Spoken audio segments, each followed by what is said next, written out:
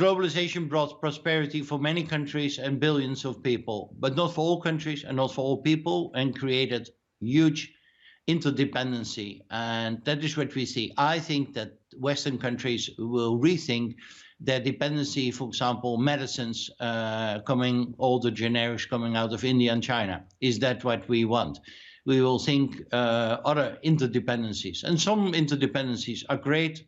It's the benefit of globalization, and some not.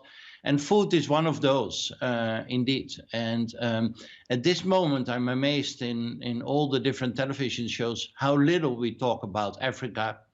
And I bet you in 3 to 9 months in your program and many other programs, we will talk a lot about Africa. If I see what's happening on climate change, on the locusts, and now the impact of Corona, in 3 to 9 months, we have big famines and big problems in Africa. And we, especially in Europe, cannot leave that alone.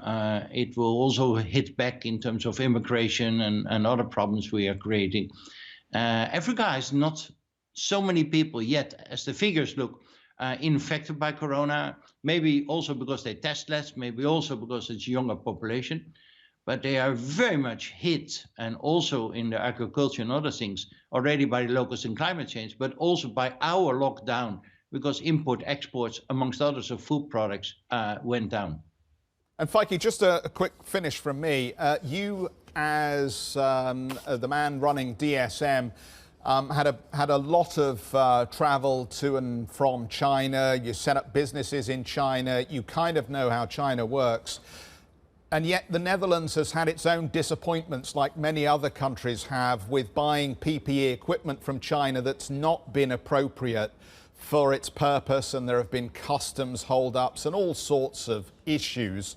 Do you think coming out of this that we will never actually see the return to the kind of level of trade that China had with the rest of the world, because countries, as you say, are refocusing on how they do it within their own national borders because they have been exposed through this crisis? I think indeed, Jeff, I don't think that it will not return. I think that would, according to me, a little bit overstated. But I think countries will rethink the interdependency created by globalization.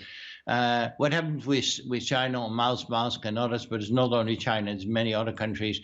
There are, of course, also lesser quality producers in the world. And it has been a kind of bonanza, the buying of the test and the mouse masks and the guns and whatever it is.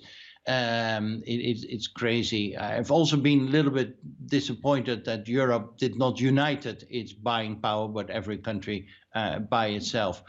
At a certain moment, there were complaints also about products supplied from China, and the Chinese government put indeed things at halt and retesting themselves their export of products. And I think that's very logical action of China. So I would like to be careful there, but I think that governments will rethink their interdependency. We had at a certain moment a shortage of medicines for intensive care, etc., because of lockdowns in other countries. We will not do that.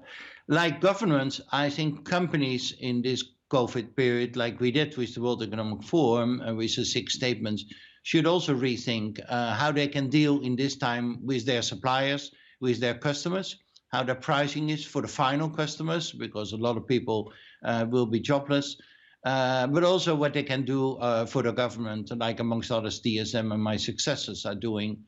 So I think we will see quite some changes in business and in governments and the interaction between the two.